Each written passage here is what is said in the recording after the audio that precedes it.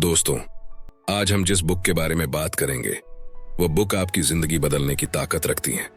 जी हाँ, हम बात करने वाले हैं जेम्स एलन द्वारा लिखित बुक एज अ मैन थिंकeth के बारे में। ये बुक इतनी पावरफुल है कि बड़े बड़े सफल लोग भी इसे रेकमेंड कर चुके हैं। इस पूरी बुक का मकसद सिर्फ इतना है कि लोग ये सच्चाई जान लें कि इंसान अपनी तकदीर खुद बनाता है। लेकिन कैसे? तो जवाब है हमारे विचारों के द्वारा। इंसान की तकदीर बनाने वाली सिर्फ एक चीज है और वो है उसके विचार। जी हाँ, हमारे विचारों में इतनी ज्यादा शक्ति होती है कि हम जिन प्रबल विचारों को लंबे समय तक अपने दिमाग में रखते हैं वे अंततः साकार हो जाते हैं और उन्हीं से हमारी तकदीर बनती है। अगर विचार अच्छे हैं तो तकदीर भी अच्छी होगी और अगर विचार बुरे हैं तो तकदीर भी बुरी होगी। इस अटल सत्य को हमेशा हमेशा के लिए पहचान लें कि जैसे आपके विचार होंगे वैसी ही आपकी तकदीर होगी, वैसा ही आपका जीवन होगा। अब सबसे बड़ा सवाल ये पैदा होता है कि इंसान के दिमाग में हर दिन लगभग 60,000 विचार आते हैं। तो क्या ये 60,000 विचार मिलकर हमारी तकदीर बनाते हैं? नहीं, हमारी तकदीर बनाने में सबसे ज्यादा योगदान उस विचार का होता है जो हमारे दिमाग में मौजूद सबसे प्रबल और स्थायी विचार होता है। अपने दिमाग की शक्ति को कम न आंकें। यह इतना ज्यादा शक्तिशाली है कि इसकी बदौलत मनुष्य ने इतने सारे वैज्ञानिक आविष्कार कर लिए हैं जो कल्पना से परे लगते थे। विचारों में शक्ति होती है और इस शक्ति का इस्तेमाल करके हम अपनी जिंदगी को पूरी तरह से बदल सकते हैं। लेकिन कैसे? तो यही सब कुछ हम स्टेप बाय स्टेप समझने वाले हैं। अगर आप भी अपने जीवन को पूरी तरह से बदलना चाहते हैं और ऐसे इंसान बनना चाहते हैं जो पहले आप कभी थे ही नहीं, तो इस वीडियो को लास्ट तक देखना और एक भी पॉइंट मिस मत करना। तो चलिए शुरू करते हैं। चैप्टर 1, जैसे विचार वैसा चरित्र। जैसा इंसान अपने दिमाग में सोचता है वैसा ही वह होता है। अगर आप अपने जीवन को बदलना चाहते हैं तो सबसे पहले तो आपको अपने विचारों को बदलना होगा। जब तक आप अपने विचारों को नहीं बदलेंगे तब तक आपका जीवन नहीं बदल सकता। इसे एक एग्जाम्पल से समझते हैं। क्या आप जानते हैं कि एक पौधा उगने के लिए सबसे जरूरी क्या होता है? मिट्टी पानी तो बाद में आएगा, सबसे पहले कोई चीज जरूरी है, तो वो है बीज। बीज से पौधा उगता है, बिना बीज के कोई पौधा पैदा नहीं हो सकता। इसी तरह विचार वह मानसिक बीज है जिसके बिना सक्रियता का पौधा नहीं उग सकता और कर्म का फूल नहीं खिल सकता और सुख या दुख का फल नहीं मिल सकता। देखिए, जब तक बीज नहीं होगा तब तक पौधा नहीं उग सकता। इसलिए विचार पहले आता है, काम उसके बाद होता है। सरल भाषा में समझें तो आपके मन में कोई विचार आता है और फिर आप उस विचार के अनुरूप काम करते हैं। यानी विचार बीज है और काम उस बीज से उत्पन्न हुआ पौधा है और कर्म के इस पौधे से जो फल उत्पन्न होते हैं वे हैं सुख और दुख। इस तरह हम देख सकते हैं कि मनुष्य अपने दिमाग में जिन विचारों के बीज बोता है वह उन्हीं के अनुरूप मीठी या कड़वी फसल काटता है। फसल कैसी होगी यह इस बात पर निर्भर करता है कि आपने कैसे बीज बोए थे। अगर आपने करेले के बीज बोए थे तो आप आम के फलों की उम्मीद कैसे कर सकते हैं? इंसान ही खुद को बनाता है, इंसान ही खुद को मिटाता है। विचारों के कारखाने में वह ऐसे हथियार बनाता है जो उसे नष्ट कर देते हैं। दूसरी ओर वह ऐसे औजार भी बनाता है जो उसके लिए खुशी, शक्ति और शांति के महल बना सकते हैं। आपके विचार ही आपकी किस्मत की जड़ें हैं। अगर जड़ें मजबूत हैं तो तूफान भी पेड़ को नहीं गिरा सकता। इसलिए अगर जीवन बदलना है तो सबसे पहले सोच बदलिए। विचारों का बीज जितना शुद्ध होगा जीवन की फसल उतनी ही मीठी होगी। साल 1914 थॉमस एडिसन की प्रयोगशाला में आग लग गई। वो रात की आग इतनी भयानक थी कि करोड़ों डॉलर का सारा सामान जलकर राख हो गया। लोगों ने सोचा अब सब खत्म हो गया, लेकिन एडिसन ने मुस्कुराते हुए कहा, इस प्रयोगशाला के साथ ही मेरी सारी गलतियां भी जलकर राख हो गईं। अब फिर से शुरू करके नया इतिहास बनाएंगे। वो टूट सकते थे लेकिन नहीं टूटे, क्योंकि उनके विचारों का बीज हार नहीं, संभावना था। उसी रात जब राख ठंडी हुई उसी राख से एडिसन ने नई सोच बोई और कुछ ही महीनों में उन्होंने एक के बाद एक नए आविष्कार किए। सच्चाई ये है, मनुष्य अपने विचारों का ही मूर्त रूप है। वो अपने मन के कारखाने में हथियार भी गढ़ सकता है जो उसे तबाह कर दें, और वही इंसान उस कारखाने में औजार भी बना सकता है जो उसके लिए सफलता, शांति और सुख का महल खड़ा कर दें। आपके विचार ही आपकी दिशा तय करते हैं। अगर मन में मैं नहीं कर सकता चलता रहा तो जीवन भी वैसा ही बन जाएगा। लेकिन अगर हर सुबह आप सोचें मैं कर सकता हूं, तो आपका मस्तिष्क, आपकी ऊर्जा, आपका व्यवहार सब उसी दिशा में चल पड़ेंगे। कंक्लूजन, विचार वो बीज हैं जिनसे किस्मत के फूल उगते हैं। अगर बीज कड़वाहट के हैं तो फल भी कड़वे होंगे, लेकिन अगर आपने मन में सकारात्मकता, विश्वास और मेहनत के बीज बो दिए तो पूरी दुनिया मिलकर भी आपको हरा नहीं सकती। चैप्टर 2, जैसे विचार वैसी परिस्थितियां। इंसान का दिमाग एक बगीचे की तरह होता है। अब वो बगीचा किस तरह से ग्रो करता है ये इस बात पर डिपेंड है कि हम उसकी देखभाल कैसे करते हैं। इस बगीचे को या तो समझदारी से तैयार किया जा सकता है या अनियंत्रित तरीके से बढ़ने के लिए इसके हाल पर छोड़ा जा सकता है। अगर हम कोई उपयोगी बीज नहीं डालते हैं तो उस बगीचे में खरपतवार के बेकार बीज आकर उगने लगेंगे, और एक वक्त ऐसा आएगा जब यह खरपतवार और बेकार की घास पूरे बगीचे पर कब्जा जमा लेगी। जिस तरह माली अपने बगीचे की देखभाल करता है, उसे खरपतवार से मुक्त रखता है और अपनी इच्छा के अनुसार फल फूल उगाता है, उसी तरह मनुष्य को भी अपने दिमाग के बगीचे की निरंतर देखभाल करनी चाहिए। उसे सभी गलत, बेकार और अशुद्ध विचारों को खरपतवार की तरह उखाड़ फेंकना चाहिए। हर इंसान आज जहां भी है अपने विचारों की बदौलत ही है। उसने अपने चरित्र में जो विचार बनाए हैं वे ही उसे वहां लाए हैं। विचार का हर बीज, चाहे उसे बोया गया हो या दिमाग में पड़े रहने की अनुमति दी गई हो, वहां पर जड़ें जमा लेता है और अपने जैसे छोटे छोटे पौधे उत्पन्न करता है। यह बीज देर सबेर कर्म का पौधा उगा देता है, जिससे सुखद अवसर या दुखद परिस्थिति के फल पैदा होते हैं। अगर आप अपने जीवन में अच्छी चीजें चाहते हैं तो बुरे विचार न सोचें, और अगर भूल से कोई बुरा विचार दिमाग में भटकता हुआ आ भी जाए तो उसे वहां जड़ें जमाने और लंबे समय तक रहने की अनुमति बिल्कुल न दें। अच्छे विचारों और कामों से कभी बुरे परिणाम उत्पन्न नहीं हो सकते। बुरे विचारों और कामों से कभी अच्छे परिणाम उत्पन्न नहीं हो सकते। इसका मतलब है कि मक्के के बीज से सिर्फ मक्के का पौधा ही उग सकता है, गाजर घास से सिर्फ गाजर घास। नैसर्गिक संसार या कृषि के क्षेत्र में तो इंसान इस नियम को समझता है और इसके अनुरूप काम करता है, लेकिन मानसिक और नैतिक जगत में बहुत कम लोग इसे समझ पाते हैं। अगर आप दौलत के क्षेत्र में सबसे ज्यादा तरक्की करना चाहते हैं तो दौलत के बारे में सकारात्मक और अच्छे विचार सोचें। अगर आप स्वास्थ्य के क्षेत्र में सबसे ज्यादा तरक्की करना चाहते हैं तो स्वास्थ्य के बारे में सकारात्मक और अच्छे विचार सोचें। ध्यान रहे, आपको बाकी क्षेत्रों में भी सकारात्मक और अच्छे विचार ही सोचना है, लेकिन जिस क्षेत्र में आप सबसे ज्यादा तरक्की करना चाहते हैं उस क्षेत्र में आपको यह काम ज्यादा शिद्दत से और ज्यादा निरंतरता से करना चाहिए। साल 1985 में हॉलीवुड का एक संघर्षरत comedian Jim Carrey Los Angeles की पहाड़ी पर बैठा था। उसके पास घर नहीं था, कार में सोता था, पेट में खाना भी नहीं, लेकिन उस रात उसने एक काम किया। उसने खुद के लिए एक चेक लिखा, $10 million for acting services rendered, और तारीख डाली थैंक्सगिविंग 1995। वो हर दिन अपने मन के बगीचे में यही बीज बोता, मैं सफल अभिनेता हूं, मैं करोड़ों कमा रहा हूं, मैं यह जीवन बना रहा हूं। वो बीज धीरे धीरे कर्मों में बदला। उसने और मेहनत की और विश्वास रखा, और ठीक उसी तारीख के आसपास डम्ब एंड डम्बर फिल्म आई। उसे साइनिंग अमाउंट मिला $10 मिलियन। यही है मन का बगीचा।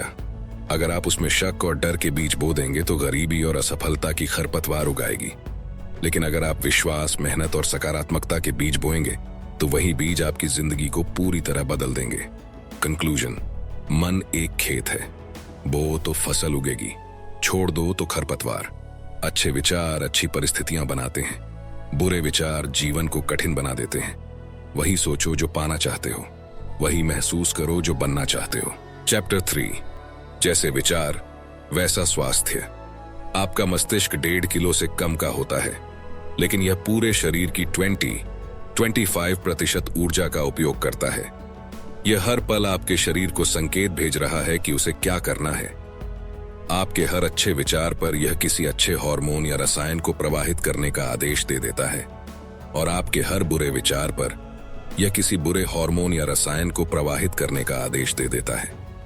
इसका मतलब यह है कि अच्छे विचार सोचने से आपके शरीर में अच्छे रसायनों का प्रवाह ज्यादा होता है, जिससे आपका स्वास्थ्य बेहतर होता है और आपको रोगों की आशंका कम रहती है। विचार ही कर्म, जीवन और परिस्थितियों का स्रोत है। आजकल इंसान स्वस्थ बनने के लिए डाइटिंग कर रहा है, लेकिन यह ध्यान रखें कि कि जब तक वह अपने अंदर के गलत विचारों को नहीं बदलेगा, तब तक खान पान बदलने या डाइटिंग करने से उसे कोई मदद नहीं मिलेगी। अगर डाइटिंग करनी ही है तो नकारात्मक विचारों की डाइटिंग करें, फिर आपको भोजन के मामले में डाइटिंग करने की जरूरत ही नहीं पड़ेगी। शरीर दिमाग का सेवक है। यह दिमाग के आदेश मानता है, चाहे उन्हें सोच विचार कर दिया जाए या फिर बिना सोचे समझे स्वचालित ढंग से दिया जाए। गलत विचारों के आदेश पर शरीर तेजी से रोग और नाश की ओर बढ़ने लगता है। प्रसन्न और सुंदर विचारों के आदेश पर यह युवा और सुंदर हो जाता है। परिस्थितियों की तरह ही रोग और सेहत की जड़ें भी विचार में ही होती हैं। बीमार विचार बीमारी के रूप में प्रकट हो जाते हैं। अगर आप किसी के प्रति दिल में दुर्भावना रख रहे हैं तो हो सकता है कि यह हृदय रोग का कारण बन जाए। अगर आप क्रोध भरे विचार सोच रहे हैं तो हो सकता है कि आपको ब्लड प्रेशर हो जाए। अगर आप चिंता कर रहे हैं तो हो सकता है कि आपको कोई गंभीर रोग हो जाए। डर के विचार रिवॉल्वर की गोली की तरह इंसान की जान ले सकते हैं। जो लोग रोग से डर डर कर जीते हैं, उनके रोगी होने की आशंका बढ़ जाती है। चिंता पूरे शरीर के मनोबल को तेजी से कम कर देती है और इससे रोग को शरीर में दाखिल होने का मौका मिल जाता है। शक्तिशाली, शुद्ध और प्रसन्नता भरे विचार शरीर में स्फूर्ति और आनंद भरते हैं। जिस तरह हवा और धूप अंदर आए बिना घर अच्छा और स्वास्थ्यवर्धक नहीं हो सकता, उसी तरह मजबूत शरीर और तेजस्वी, खुश शांत चेहरा तभी मिल सकता है जब आप खुशी, सदिच्छा और शांति के विचारों को खुलकर अपने दिमाग में आने दें। इस बात की गांठ बांध लेना कि शरीर की बीमारियों को दूर भगाने के लिए प्रसन्नता से भरे विचारों से बढ़िया कोई डॉक्टर नहीं है। दुर्भावना, आलोचना, शंका और ईर्ष्या के विचारों में लगातार जीने का मतलब यह है कि आप खुद ही जेल बनाकर खुद को कैद कर रहे हैं। लेकिन सबके बारे में अच्छा सोचना, सबसे खुशनुमा व्यवहार करना और सभी चीजों में अच्छाई खोजना, इस तरह के निस्वार्थ विचार स्वर्ग के द्वार हैं। 1964 में अमेरिकी पत्रकार नॉर्मन कजिन्स को एक घातक बीमारी हो गई, एंकाइलोसिंग स्पॉन्डिलाइटिस। डॉक्टरों ने कहा, आपके पास बस कुछ महीने हैं। लेकिन कजिन्स ने तय किया कि वो अपने विचारों से ही खुद को ठीक करेंगे। उन्होंने दर्द और डर से दूर रहना शुरू किया। हर दिन वो कॉमेडी फिल्में देखते थे, मजेदार किताबें पढ़ते थे और खुद से कहते थे, हंसी मेरा इलाज है। धीरे धीरे उन्होंने देखा कि हंसी और सकारात्मक सोच से उनका दर्द कम होने लगा। कुछ महीनों में वो पूरी तरह स्वस्थ हो गए। बाद में उन्होंने अपनी किताब लिखी, एनाटॉमी ऑफ एन इलनेस, जिसमें उन्होंने लिखा, हंसी और सकारात्मक भावनाएं मेरे शरीर में ऐसी दवाएं ट्रिगर करती हैं जो कोई भी दवा नहीं कर सकती। यह कहानी साबित करती है, मन के विचार शरीर के हर सेल तक पहुंचते हैं। अगर मन शांत है तो शरीर खुद ब खुद स्वस्थ हो जाता है। कंक्लूजन, शरीर दिमाग का सेवक है। गलत विचार गलत आदेश देते हैं, जिससे शरीर बीमार हो जाता है। प्रसन्न और शुद्ध विचार अच्छे रसायन उत्पन्न करते हैं, जिससे शरीर जवान, सुंदर और स्वस्थ बनता है। शांति, सद्भावना और दया के विचार सबसे शक्तिशाली औषधियां हैं। चैप्टर 4, उद्देश्यपूर्ण विचार सफलता दिलाते हैं। जब तक कि विचार को उद्देश्य के साथ न जोड़ा जाए, तब तक कोई भी उपलब्धि हासिल नहीं हो सकती। ज्यादातर लोग अपने विचार की कश्ती को जिंदगी के महासागर में निरुद्देश्य बहने देते हैं। लक्ष्यहीनता दुर्गुण है। यह तबाह होने का अचूक उपाय है।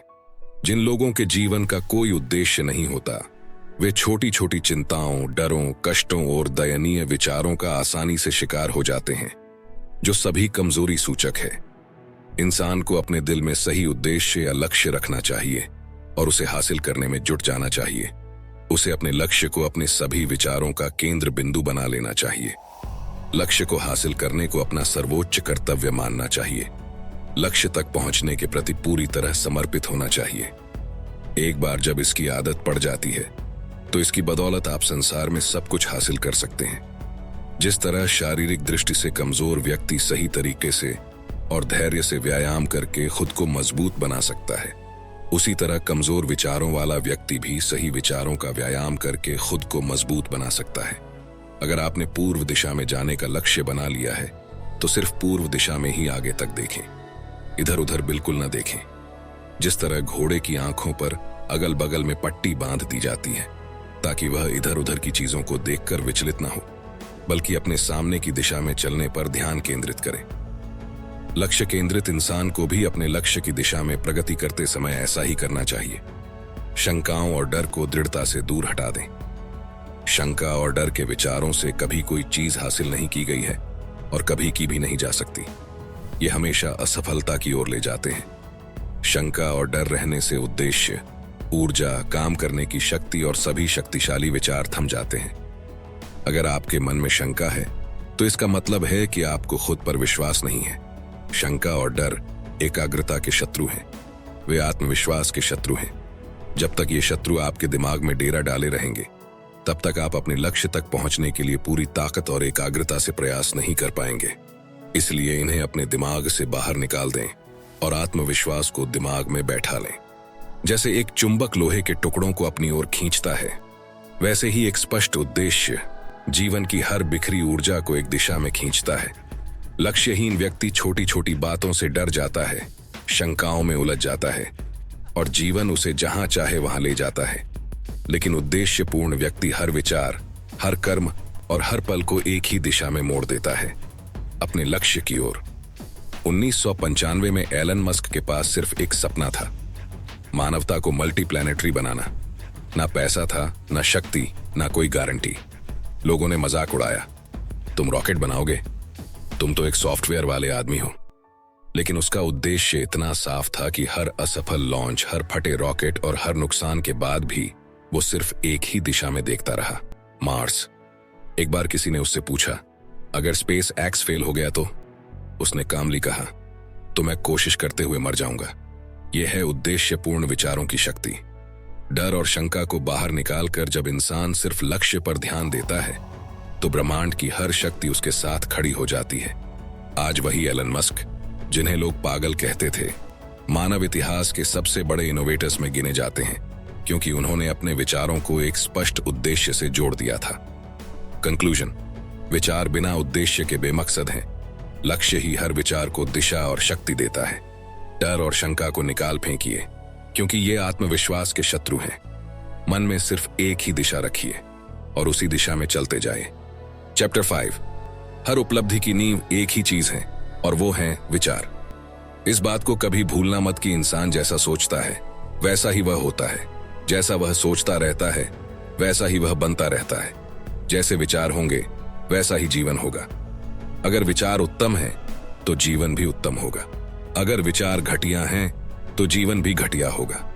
मनुष्य अपने विचारों को ऊपर उठाकर ही ऊपर उठ सकता है, जीत सकता है और उपलब्धि हासिल कर सकता है। वह अपने विचारों को ऊपर उठाने से इनकार करके कमजोर, दीन और दुखी बना रह सकता है। आप क्या करना चाहते हैं, यह पूरी तरह से आप पर और आपके चुनाव पर निर्भर करता है। आप किसी भी पल अपने विचारों को बदल सकते हैं और जिस पल आप अपने विचारों को बदल लेते हैं, उसी पल आप अपने जीवन को भी बदल लेते हैं। त्याग के बिना कोई प्रगति या उपलब्धि संभव ही नहीं है। अगर आप अपने मोहल्ले में दौड़ में जीतना चाहते हैं तो आपको कम अभ्यास करने की जरूरत होगी। अगर आप अपने शहर में दौड़ में जीतना चाहते हैं तो आपको काफी अभ्यास करने की जरूरत होगी। और अगर आप ओलंपिक की दौड़ में जीतना चाहते हो तो आपको हर समय अभ्यास करने की जरूरत होगी और बाकी हर चीज का त्याग करने की जरूरत होगी। इसी प्रकार जो कम हासिल करना चाहता है उसे कम त्याग करने की जरूरत है। जो ज्यादा हासिल करना चाहता है उसे ज्यादा त्याग करने की जरूरत है। जो बहुत ज्यादा हासिल करना चाहता है उसे बहुत ज्यादा त्याग करने की जरूरत है। आपके लक्ष्य से यह तय होता है कि आपको कितना त्याग करना चाहिए।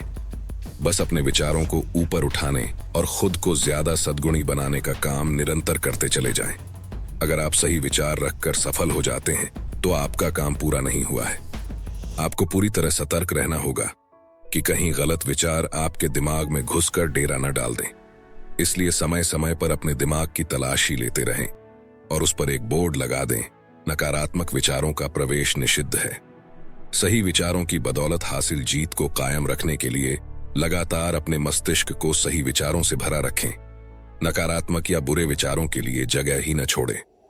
सफल होने के बाद कई लोग इस बात का ध्यान नहीं रखते हैं, जिसका नतीजा यह होता है कि वे तेजी से फिसल जाते हैं और दोबारा असफलता की घाटी में गिर जाते हैं। गहरी सीख: विचार सिर्फ शुरुआत नहीं है, वे आपकी आदतें, भावनाएं और भाग्य बन जाते हैं। इसलिए सिर्फ सफलता तक पहुंचना ही नहीं, बल्कि सफलता के बाद भी विचारों की निगरानी, मेंटल विजिलेंस जरूरी है। The story of Michael Phelps. दुनिया के सबसे सफल ओलंपिक खिलाड़ी माइकल फेल्प्स जब वो 9 साल के थे तो उनके कोच ने कहा, तुम्हें हर दिन बिना एक भी दिन छोड़े अभ्यास करना होगा। 14 साल तक उन्होंने कभी एक दिन भी मिस नहीं किया, न क्रिसमस, न जन्मदिन, न छुट्टी। हर सुबह 5 बजे पूल में उतरते और घंटों तक अभ्यास करते। एक बार उनसे पूछा गया, क्या तुम्हें कभी थकान नहीं होती? उन्होंने कहा, थकान होती है, लेकिन मेरा विचार मुझे आराम नहीं करने देता। जब बाकी लोग मजे कर रहे थे, फेल्प्स त्याग कर रहे थे, क्योंकि उनका विचार था, मैं इतिहास बदलने आया हूं, और वही विचार उनकी नींव बना। नतीजा 23 गोल्ड मेडल्स, दुनिया का रिकॉर्ड और एक संदेश। हर उपलब्धि की जड़ विचार में है और उसकी ऊंचाई त्याग में। कंक्लूजन, विचार ही सफलता की शुरुआत है। चैप्टर 6, हर सपना सुखद भविष्य का विचार है।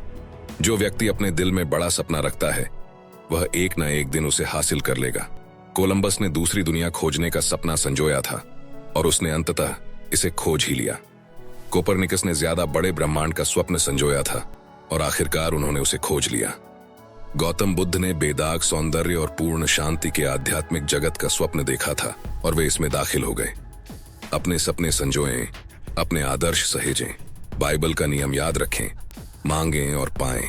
सपना देखने का मतलब है कि आप मांग रहे हैं। बार बार सपना देखने का मतलब है कि आप शिद्दत से मांग रहे हैं। लगातार सपना देखने का मतलब है कि आप उस चीज को 100% शिद्दत से मांग रहे हैं और आप खुद को उस पर केंद्रित कर चुके हैं। ऊंचे सपने देखें, क्योंकि आप जैसे सपने देखते हैं वैसे ही बनेंगे। आपके मन में संजोया गया सपना एक भविष्यवाणी है जिसे आप एक दिन पूरी करेंगे।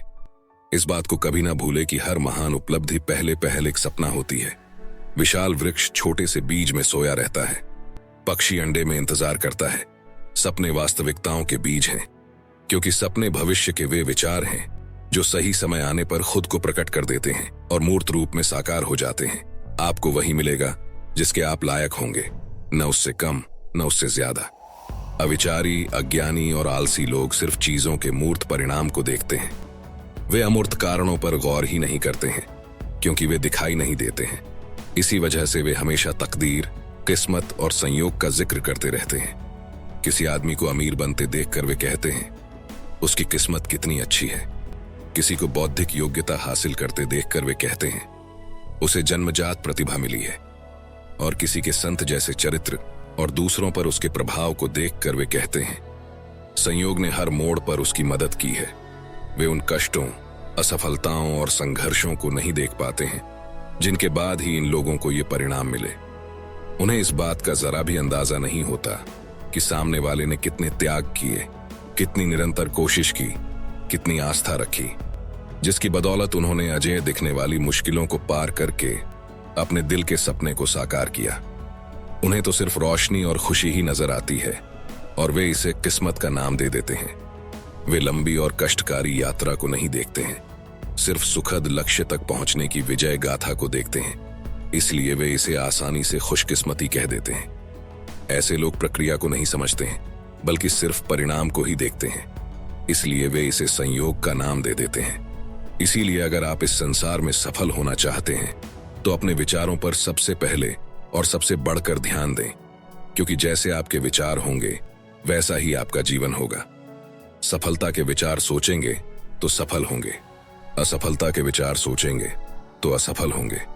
मुद्दे की बात यह है कि अगर सोचने का विकल्प चुनना हमारे हाथ में है तो फिर सफलता के विचार क्यों ना सोचें। इसी में समझदारी है, इसी में फायदा है।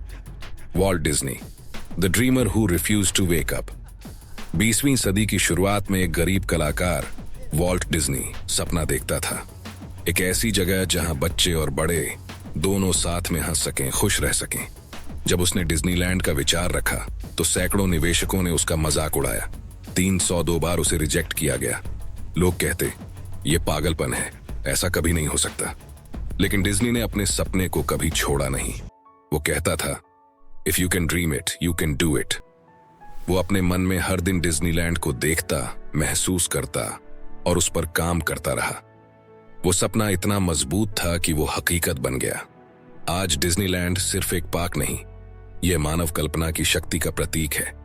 लोग आज डिज्नी की सफलता देखते हैं, पर उसके 302 बार रिजेक्शंस, गरीबी और दर्द नहीं देखते।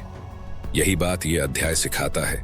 लोग परिणाम देखते हैं, पर प्रक्रिया नहीं, पर जो सपना देखने की हिम्मत रखता है और हर असफलता में भी विश्वास बनाए रखता है, आखिरकार वही दुनिया को बदलता है।